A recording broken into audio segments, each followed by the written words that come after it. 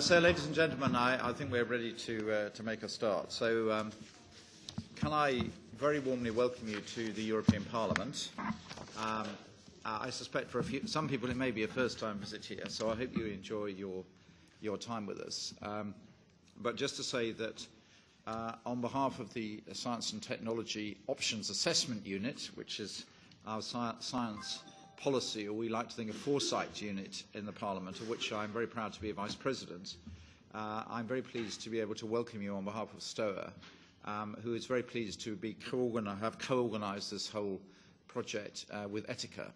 And I particularly want to thank Bernd Stahl, who is going to moderate this morning, because it was really his idea, or maybe it was our joint idea when he came to see me, because De Montfort University is not that far from my base in the United Kingdom, where I represent the West Midlands, and where we developed the idea of having this really important seminar in the European Parliament. And it's something that that STOA is increasingly pleased to do, because we see ourselves as part of the European Parliament, but providing the opportunity to bring you into a political environment, and hopefully there will be other colleagues who will be coming in during the day, but to interact with you and to pick up many of the issues. And I think that the issues that you're talking about, and indeed the whole theme of the seminar today, IT for a Better Future, is something that I think many people in the European Parliament would associate themselves with that,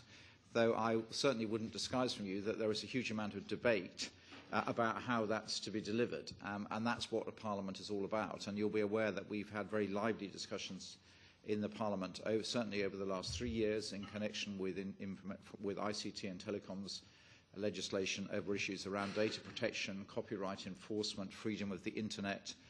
We had a summit here in the Parliament not long ago on net neutrality. We are actively working on data protection, and you'll see downstairs in the room below this that one of the political groups here, the European People's Party, is having a seminar also about data protection today as well, which, by the way, was organised after we put all this together. So, but you may well find that there are people drifting and coming up between the two. I suspect that Peter Hustings, the European Data Protection Controller, who I know well, may well be also appearing there as well today, which is, of course, a sign of a lively and engaged Parliament. Anyway, that's just by way of introduction. Theo Karapiperis, who is the director of STOA, is over there. Miklos Joffi from our secretariat, who's organised this meeting and who I thank very much, will be here to help with the arrangements, and anything that we can help to make the day go well, then please ask us. So in a moment I'm going to hand over to Bernd Stahl, but I also wanted to welcome, I know there are a number of colleagues from the European Commission here, but also I think it's really great that we have Mr. Quintana Trias, who I think had dinner with you yesterday, because clearly from the European Research Council's perspective, that the sort of work that we're doing, that you're doing, I think is going to be increasingly important and more important as we go forward. So I know he's going to be one of your first speakers. Unfortunately, as is always in political life, my main work is not STOA. I would like to spend all my time on scientific projects, but actually, excuse me, that's probably my summons now. But I'm also chairman of the Internal Market and Consumer Protection Committee in this Parliament, which has responsibility for a whole range of projects, as well as a bit of IT work.